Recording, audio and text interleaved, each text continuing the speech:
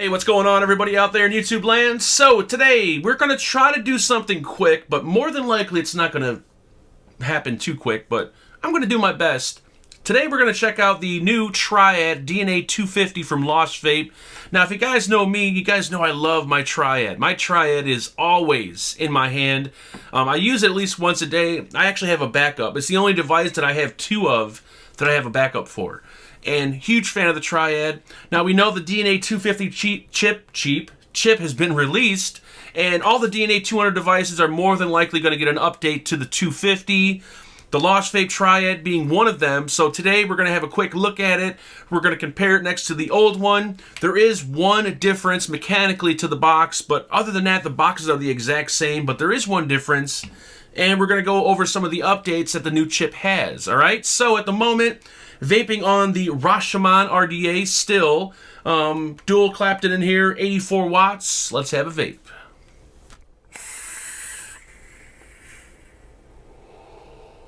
Now, the TRIADE DNA250 was sent over directly by Lost Vape for the purpose of this review.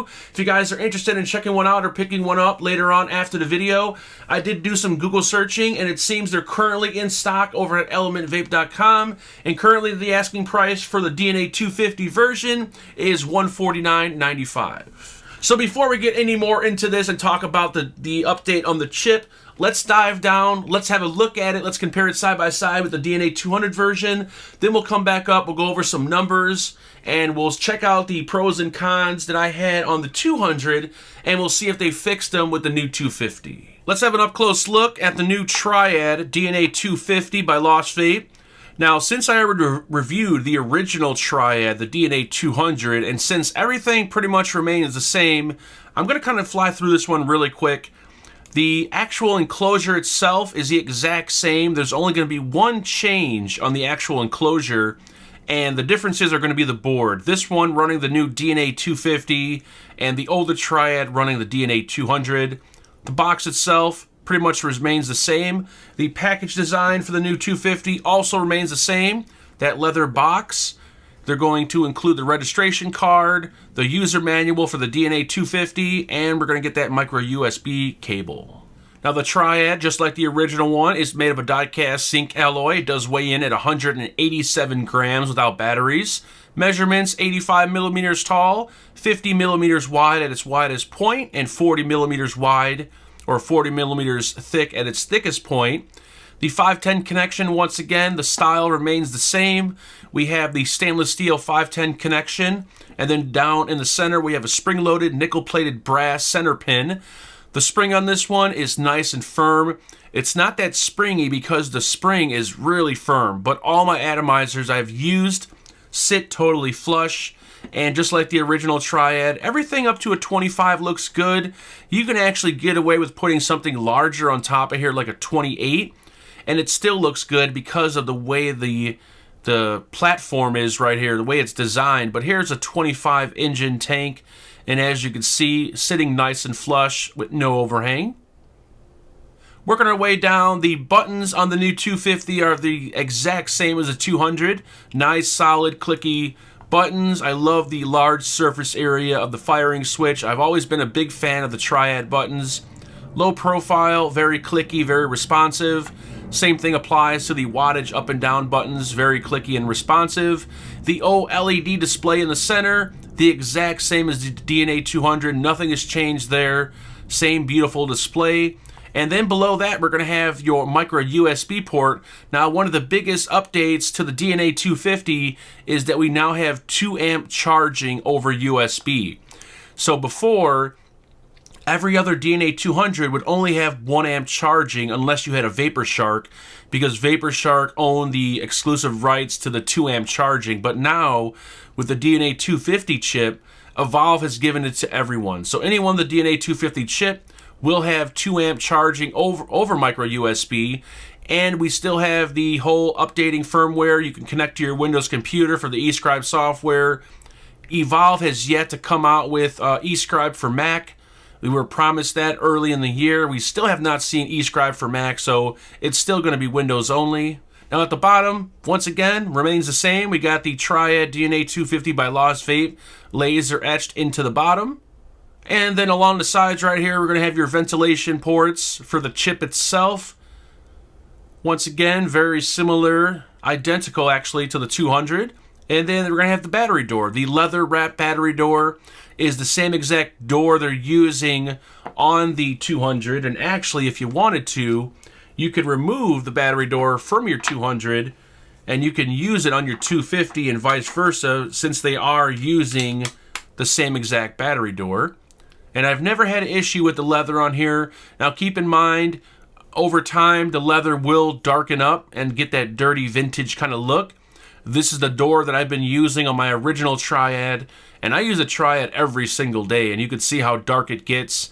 You can clean it, you can put a protector over it if you want, but I personally like the way it looks like this. And then here's a look at the leather on a door that I've been using for a little over 2 weeks now. You can see it's darkened up. If I can get the battery door on there, darkened up just a little bit. The magnets and the way the door goes on there is the exact same. There is a little bit of battery door play right there. You can see a little bit of movement. One thing about the Triad series, over time, over a period of time, you'll notice that you'll develop a little bit of a gap on the bottom, and I'll show you with my original one. Now keep in mind, this original one has been dropped, everything. I've used this thing like crazy, but you can kind of compare the gap at the bottom right there.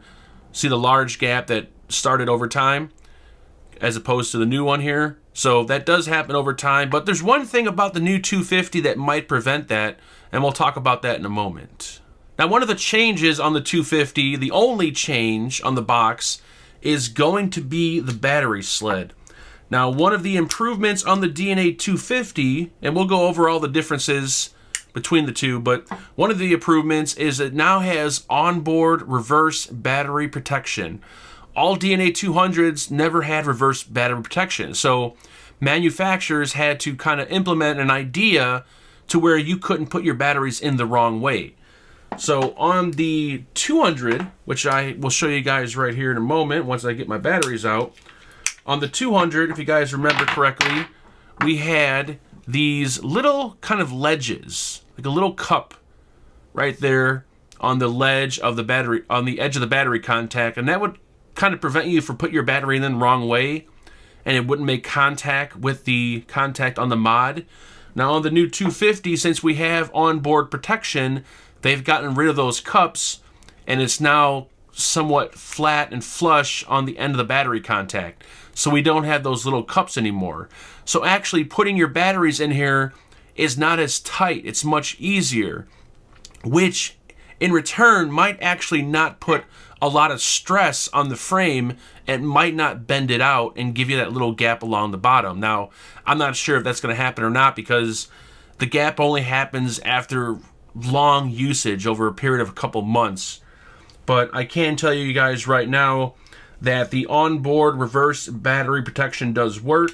And if you guys just don't believe me, I will actually put my batteries in right now completely backwards, and I'll show you that the mod doesn't turn on. Usually you'd blow the fuse on your DNA200, but now in this case it just doesn't turn on. So now I can put my batteries back in, and like I said, it is much easier without those little cups. Put my batteries in, and as you can see, the mod still works. So that's pretty much the only actual physical change to the mod itself that happened, is that battery tray. And as you can see, 510 connection, button layout, button design, ventilation ports, leather, the bottom, everything is the same except for that battery tray. So a few actual updates to the DNA250 over the 200. We got a few updates, and I'll go through them real quick. The new DNA250 does offer 250 watts as opposed to 200 watts. We now have a current output limit of 55 amps on the new 250.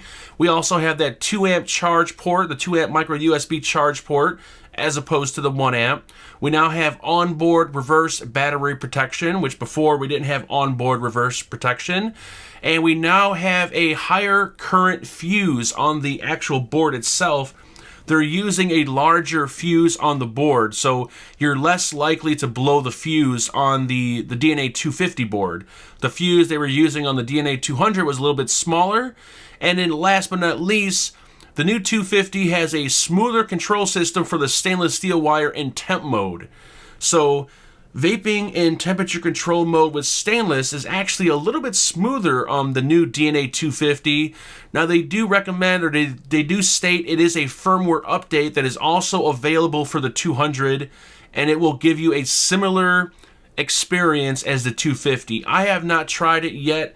I have not updated my 200 to try it yet, but the temperature control experience on the 250 and stainless is a little bit better than the 200. As far as presets are concerned on the new 250, you can see the presets we got here. We got presets for wattage power mode. We have nickel 200, stainless steel 316, titanium. We now have power control for stainless 304, no preheat 200, relax 200, hot 200, and then back to wattage. And on the previous 200, we didn't have as many presets. You can see that we have,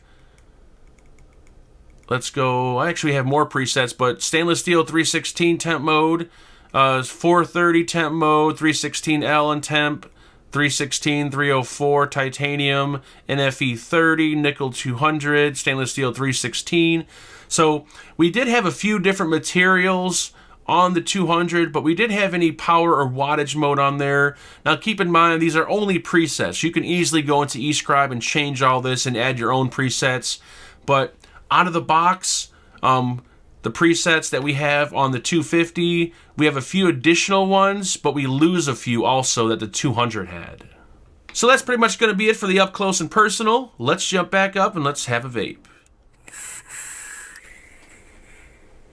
So before we get into it, let's cover a few things really quick. I want to throw up the spec sheet for the DNA200 and the DNA250, and you guys can compare them side by side, and you can see that we got a few bumps in the wattage, the voltage, and the amperage.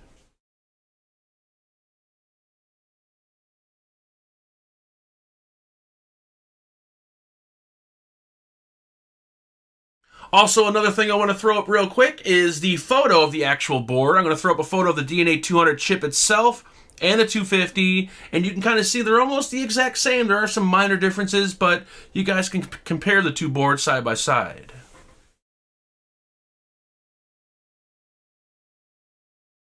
So one of the main things about the DNA250 that I was really excited about, it wasn't the boost in the amperage or the wattage, it wasn't the reverse battery protection, it was that 2 amp charging. That's what I wanted the most. Only the VaporShark devices had that because they had exclusive rights to it, but now every DNA250 will have 2 amp charging. I have a Boss XL, which uses a 2800 milliamp hour LiPo. Charging that at 2 amps, that thing charges quick, super quick. And I usually don't charge my 18650 devices over USB, but I did charge this one a few times to kind of test it out, and this thing charges really fast. I'll show you guys a photo of the display. When you plug it in, it will display the amperage it's charging at.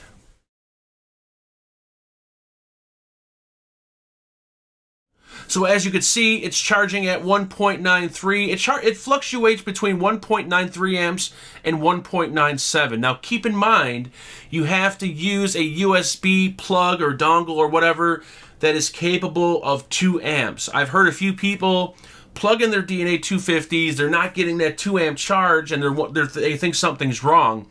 Look at that USB plug that you're using. Look on the back of it. Look at the amps. Look at the amperage. Make sure it at least does 2 amps. If it doesn't do 2 amps and you plug it in, you may only get half an amp. You only may get 1 amp. So you got to make sure that charging block or that plug at least does 2 amps to take advantage of the 2 amp charging. We're not going to go through all the pros and cons on this one, but I do want to cover the cons that I originally had with the 200, and I want to see if they improved on the cons, and I also want to throw up a few more pros probably. Of course, I'm going to give it a pro for the increased voltage and wattage and amperage. Even though I'll never go anywhere close to 250, we do get more power out of this one for those that are power hungry. Of course, I do like the onboard reverse battery protection. I'm giving it a pro for that. That 2 amp charge, oh man, that's a dream. I love that 2 amp charge. That's one of the main reasons I want the 250. And also, you know, all the other updates. I don't do stainless. I don't do temp control all that much. So I can't really give you a night and day comparison between the 250 and the 200. But they do state the 250 does have improved accuracy in temp mode with stainless steel. And you can get that same experience if you update your 200. Now, like I said, I don't do temp control that much, so I can't really compare those two. But a few of the only con I think I had, or the only two cons I had was with the 200 was there was no Canthal wattage or power preset in the preset settings, you know. So with the new 250, we do have all the basic presets, and we now have a wattage only preset. So if you're on a Mac like me and you can't get into eScribe and maneuver those presets or make your own, it's nice to know this one comes to your door with all the presets you need. And the next con I had on the original, the batteries may be a little tight for some people, and that was because of those little battery cups on the bottom, but they got rid of those, so the batteries now just pop in beautifully. So overall, this is almost a perfect DNA device. Now, like I said earlier, the TRIADE series is one of my favorite DNA devices. I recommend it to everyone. The only thing I could probably complain about that I've experienced over a long period of time with the TRIADE series is that little gap that you might get at the bottom, which will also give you a little bit of battery door movement, but honestly, I don't really notice it enough to complain about it. Some people have experienced the paint does kind of come off with usage. Now, you guys see my TRIADE. This thing has been everywhere and back, and the paint is perfect on there. So I'm not sure, you know, why people are having paint issues with theirs. Maybe it's their sweat. I mean, if they're using hand sanitizer and it's pulling the paint off, if e-liquid's sitting on there, I'm not sure what the reason is, but I have heard a lot of people say that the finish was kind of peeling off, but I haven't experienced it on this one. This is the one that I use every day. I've got my backup. This is my backup right here. I don't use my backup unless my original goes out, and as you can see, my backup has not been used. So the TRIADE has just gotten even better now. Would I recommend it? Yes, most definitely. If you own an original TRIADE, are you going to notice any major improvements should you go out and buy a 250? If you want that increased wattage, if you want that 2 amp charging, yes. But if you're happy with the way it is right now, then there's no reason to go out and get a 250. But for me, that 2 amp charging was just, I want it more on a LiPo mod than I do an 18650 mod, since I have an external battery charger. But the DNA250 is just, it's awesome. And from what I hear, they're getting rid of the 200 and they're replacing the 200 with the 250 board. So I don't know if that's true or not, but they're getting rid of the 200s. So we're going to see 250s from here on out. So hopefully so, because that 2 amp charging is a godsend. All right, so I've talked way too much. This is supposed to be a quick one, but I just can't do quick anymore. Anyways, guys, link will be in the description if you guys are interested. If you have any comments or questions on anything I missed, please feel free to leave them below. Please like, share, and subscribe. I'll talk to everyone very, very soon. Make sure you guys build safe and vape on.